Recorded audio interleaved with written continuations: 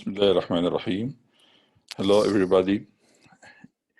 You're welcome again to Ziada Academy and a new video in a new series about the Mission Impossible in LASIK surgery, and as I have promised last week to start it. And today, let's start the first part of this series. This case is an interesting case showing a male patient, 35 years old, came to my clinic seeking for refractive surgery or LASIK surgery.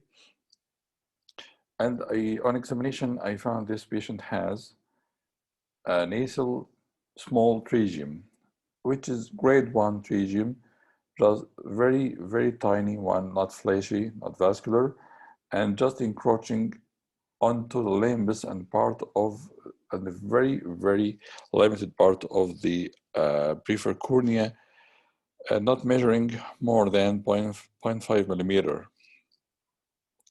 So I didn't think it will be troubling during the path of the microkeratome, but unfortunately it happened. And this red line showing the marcation or the borders of the pterygium. Let's go for the video to see what happened.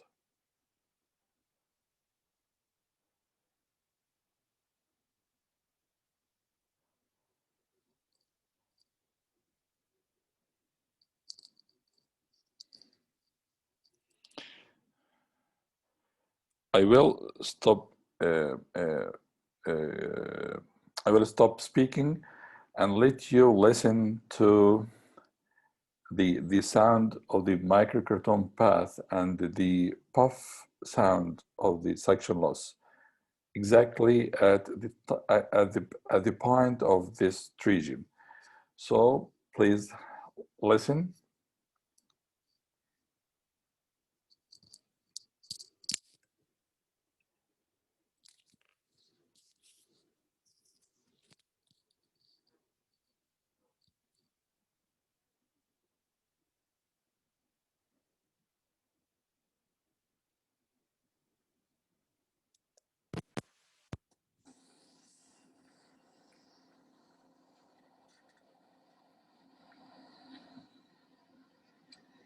As you hear, there is a puff sound of the suction loss at the side of the pterygium. We can listen to it again.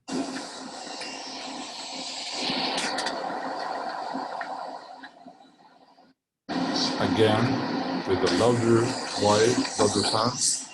Yes, there is sound, pops, sound, which happened during the creation of the lab. Yeah, when I got this problem, I removed the suction ring and thinking and guessing at the same time what I will find after. Let's see together.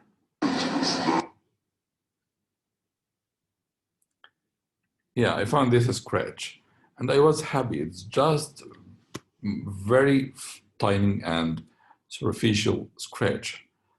But unfortunately, when I moved, yeah, I found there is incomplete cut during the other path of the microkeratome. But I was keeping my smile and collecting my mind and not getting panic attack, because the panic attack will distract your mind and you will not be able to think how to manage this problem. So my advice to my dear colleagues, when you get in trouble during surgery, you have to be quiet, to be keeping your calmness, keeping your smile, and trying to isolate your mind away from the all around, and think how to manage and how to keep these patients' eye and getting the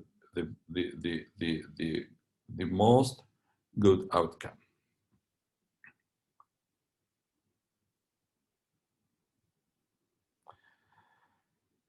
I try to think, and I'm checking now the extent of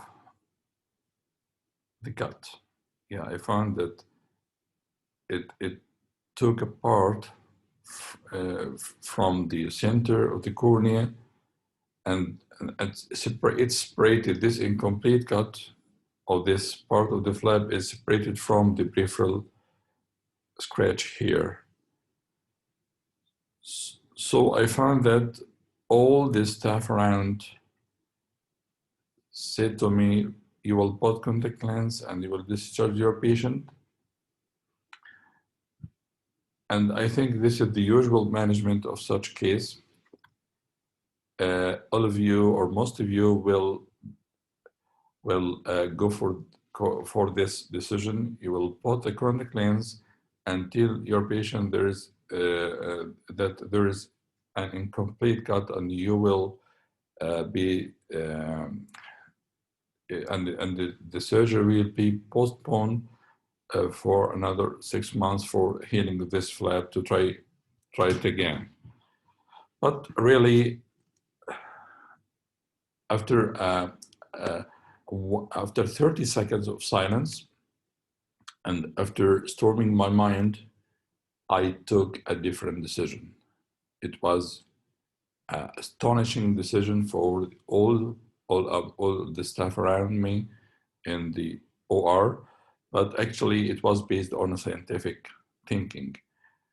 I used to use the head 90, the microkeratome, the Moria microkeratome M2, and in all my LASIK cases, I'm going for creation of the thinner flap I could do, which is 100 micron by the head 90, which is the closer one to the femtoflap. So beyond the advantage of getting less impact on the corneal biomechanical properties and increasing the safety margin of that patient, the advantage of this head 90 here is I'm going to get a thin flap. So this superficial scratch and this superficial incomplete cut, this is still superficial of around 95 or 100 micron. So I can create a deeper, thicker flap with a deeper section using the head 110 with a flap thickness of 120 microns. And I went for that. Let's see together. Yes, the path is completed. Yeah, and the head back. And I was worried about what's behind this microkeratome this time, but fortunately, thanking Allah, it was done successfully. Complete flap with inner layer and superficial layer, including the superficial cut. But it's complete regular flap.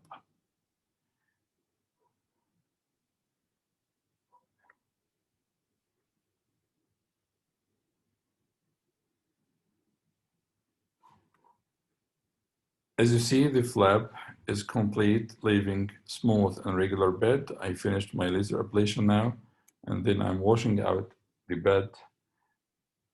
Then I washed the back of the flap. I unfolded it to prepare it for reposition, but very gently and delicately, not to cut part of it. Yeah, finally the flap is reposited, hydrated, and swept using this wet sponge with moderate pressure to keep the parts of the superficial cut in place. And I used in this case the air to dry the surface to help coaptation and suction or stability of this flap. Finally, I bought the contact lens and going now to the surprise. Really, I expected that this patient will came to the follow-up visit with a delayed healing, delayed visual improvement in this eye. But surprisingly, after 2 days from surgery, I found that the eye is very clear, is very quiet, and the patient could see 6 to 6 uh, unaided visual acuity. And you may not believe me if I told you that this patient was very happy with this eye and was complaining from the other eye, which was uneventfully done. Let's see the picture of this is the autorefractometer picture, but it's not edited properly, so I will show it separately at the end. But this is the slit lamp picture for the cornea. As you see, the flap is completely healed with complete integration. There is no line of healing, there is no scar, there is no problem in this flap. Thanking Allah, the mission done with happy end. Let's stop sharing of this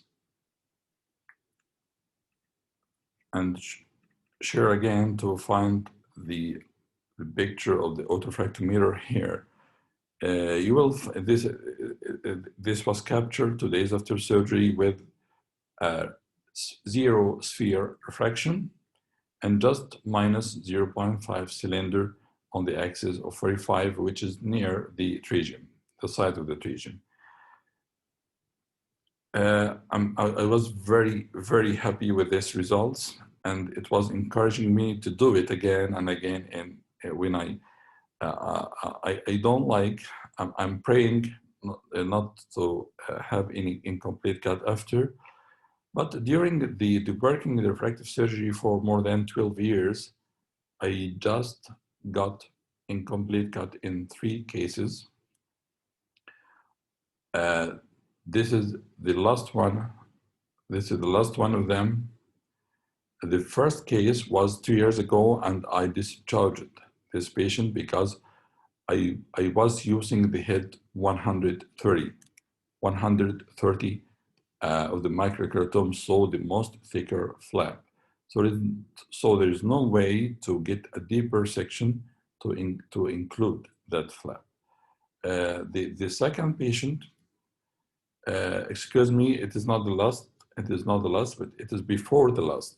I started dealing or managing the incomplete cut by this way after using the head 90 of the microkeratome in this case, and then another one happened, I think 1 month ago, with a different scenario. I will show it to you in the coming videos, but I have dealt with the same management with a very encouraging and a very good visual outcome and results after this technique of management.